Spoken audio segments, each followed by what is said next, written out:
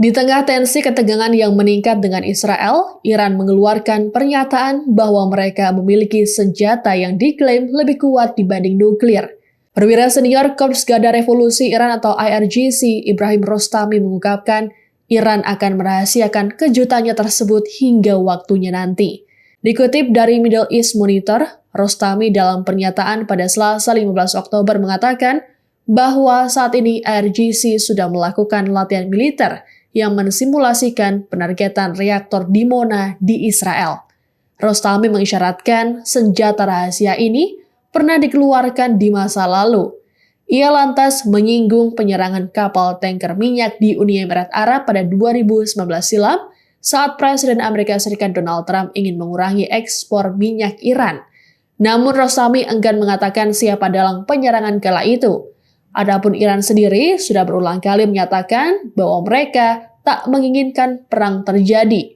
Meski begitu, Iran juga siap jika harus menghadapi situasi perang. Sementara itu, Israel saat ini juga tengah menyiapkan balasan atas serangan 200 rudal pada awal Oktober lalu.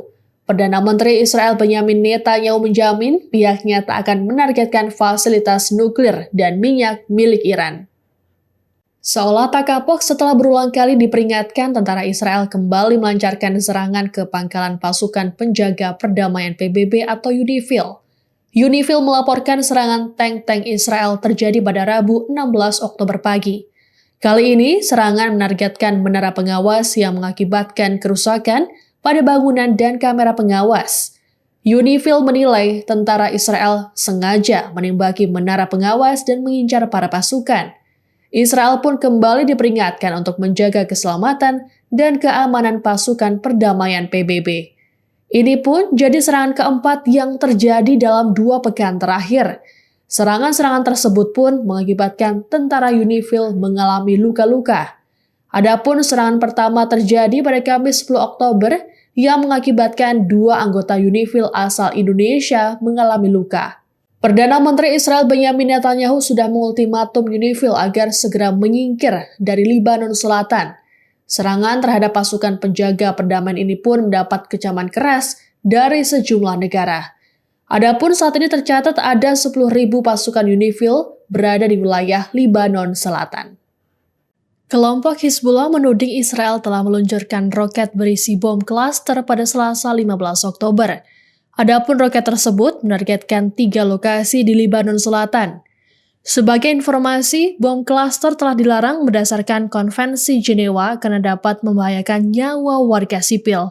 Bom klaster merupakan bom yang melepaskan atau mengeluarkan submunisi yang lebih kecil saat meledak. Namun efeknya dapat mengenai target yang lebih luas, termasuk masyarakat sipil. Ketika meledak, bom klaster akan menyebarkan pecahan peluru yang dirancang untuk membunuh pasukan hingga menghancurkan kendaraan lapis baja seperti tank. Bom ini biasanya dijatuhkan menggunakan pesawat terbang, diluncurkan menggunakan rudal, atau ditembakkan dengan artileri.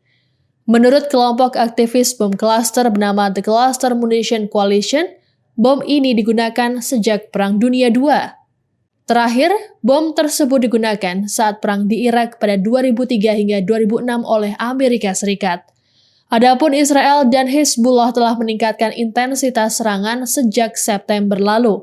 Hal ini bermula ketika ribuan pager dan walkie-talkie di Lebanon meledak serempak.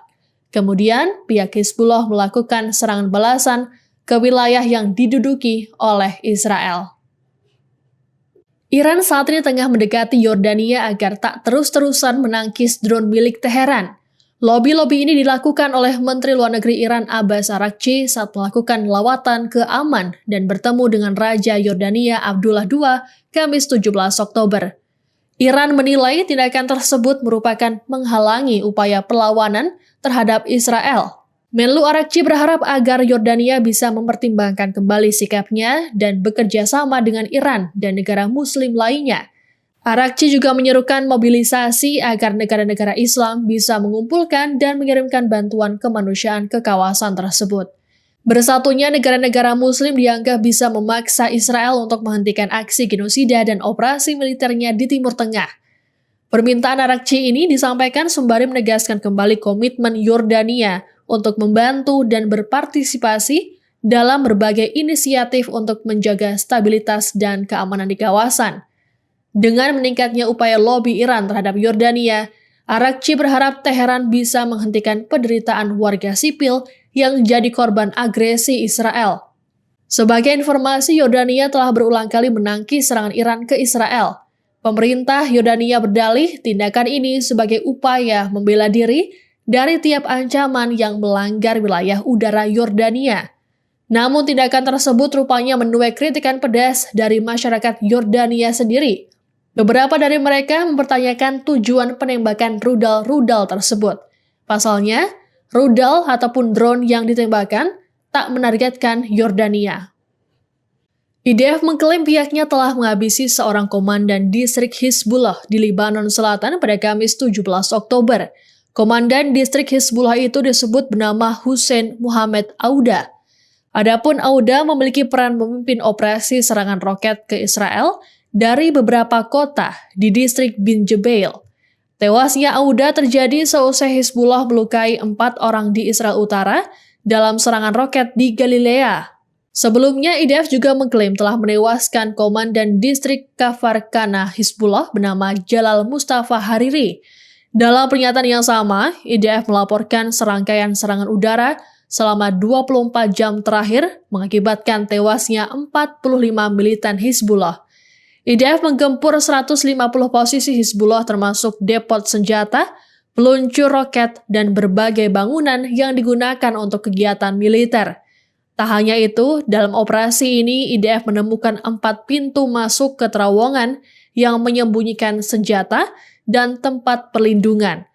Melalui video yang diunggah di akun media sosial X, terlihat militan Hizbullah yang melarikan diri seusai menembakkan rudal anti-tank. Tidak berapa lama, pesawat IAF milik Israel menyerang posisi Hizbullah. IDF pun menyatakan mereka akan terus beroperasi untuk melenyapkan ancaman dari Hizbullah. Hal ini sejalan dengan pernyataan Perdana Menteri Israel Benyamin Netanyahu yang tak mau memberi ampun pada Hizbullah.